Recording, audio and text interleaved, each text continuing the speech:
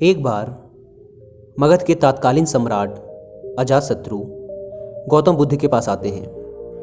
वे बुद्ध को प्रणाम करने के बाद उनके पास ही बैठ जाते हैं। कुछ देर शांति से बैठने के बाद सम्राट अजातशत्रु बुद्ध से कहते हैं, सब अपनी चिंता, व्यथा, शोक लेकर आपके पास आते हैं और आप उन सब को धीरज बंधाते नहीं थकते। आप ये सब कैसे कर लेते हैं बुद्ध?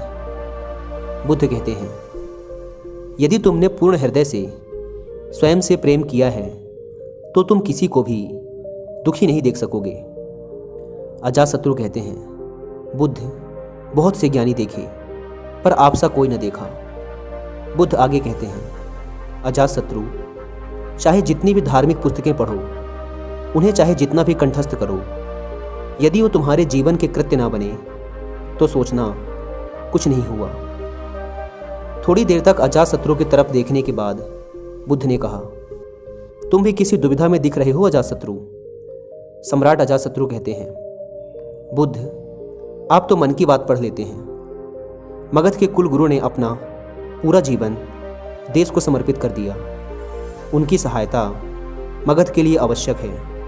परंतु इसके बाद अजातशत्रु की जबान लड़खड़ाने लगती है तो बुद्ध अजातशत्रु को बीच में ही रोकते हुए कहते हैं, परंतु तुम मेरे अनुयायी बने, इससे वो क्रोधित हैं, है ना?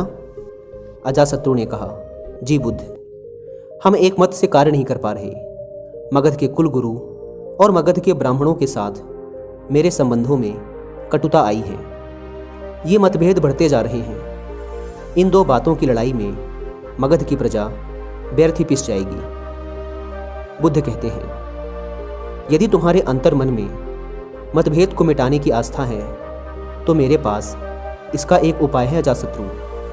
सम्राट अजातशत्रु ने कहा, कृपया बताएं बुद्ध, वह उपाय क्या है? गौतम बुद्ध ने कहना शुरू किया, पहला, दोनों पक्ष आमने सामने बैठकर सबके समक्ष ये बताएं कि विवाद क्या है। दूसरा, याद करें जब द्वंद्व उठा तो वह शुरू कहाँ से हुआ था, और दोनों ही पक्ष ध्यान से बैठकर उन बातों को याद करें और फिर शांति से एक दूसरे को सुनाएं। तीसरा, हाथ नहीं मन के भाव ऊंचे हों कि इस झगड़े को कैसे समाप्त किया जाए। इसलिए हाथ या ताकत नहीं बल्कि मन के विचारों का उपयोग करें। चौथा, यदि कोई भूल हुई हो तो सर्वप्रथम स्वयं की भूल को स्वीकार कर खुद को क्षमा करें। अपनी भूल स्वीकारने से हम दूसरों को समझने की चेष्टा में पहला पग उठाते हैं। अजातशत्रु ने कहा, सत्य कहा बुद्ध। गौतम बुद्ध ने आगे कहा, 5, जो कुछ भी निर्णय लिया जाए वो सर्वमान्यनीय हो, उसे सबके समक्ष 3 बार पढ़ा जाए। यदि कोई भी व्यक्ति आपत्ति के लिए हाथ ना उठाए तो उसे अंतिम निर्णय समझा जाए। 6, जो सर्वमान्यनीय है उसे दोनों पक्ष पूर्ण मन से माने, उस पर पूरी सच्चाई से कार्य करें और एक दूसरे से मैत्री करें। 7वां, जब हमारे कपिलवस्तु में किसानों में झगड़ा होता है तो उनमें जो सबसे बूढ़ा किसान है, जिसका सब सम्मान करते हैं, आदर करते हैं, वो कहता है, शत्रुता समाप्त करो, इस पर मिट्टी डालो। ये बहुत ही गहरी बात है अजातशत्रु। मिट्टी डालने से अग्नि बुझती है। कीचड़ पर मिट्टी डालकर उस पर चलने के लिए रास्ता बनाया जा सकता है। एक दूसरे के समीप आने का कितना सुंदर उदाहरण है ये।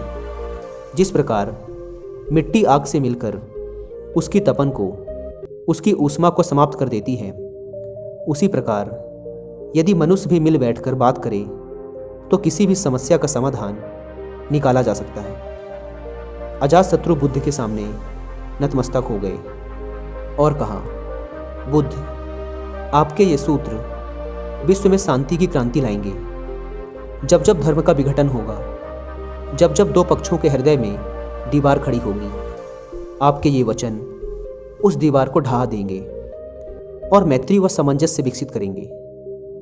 इसके बाद मगध सम्राट अजातशत्रु बुद्ध से आज्ञा लेकर वहाँ से चले जाते हैं।